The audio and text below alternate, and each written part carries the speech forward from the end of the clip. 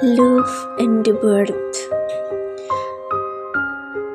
The moments passed as at a play. I had the wisdom love can bring. I had my share of mother wit. And yet for all that I could say, and took I had her price for it, and she seemed happy as a king. Love's moon was withering away, believing every word I said.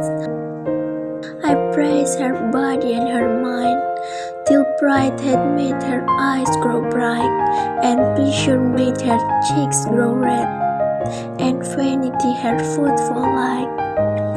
Yet we, for all that praise, could find nothing but darkness overhead.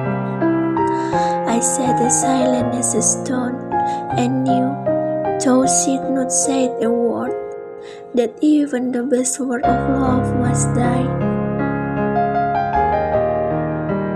I had been safely undone, were it not that love upon the cry of a most ridiculous little bird threw up in the air his marvelous moon.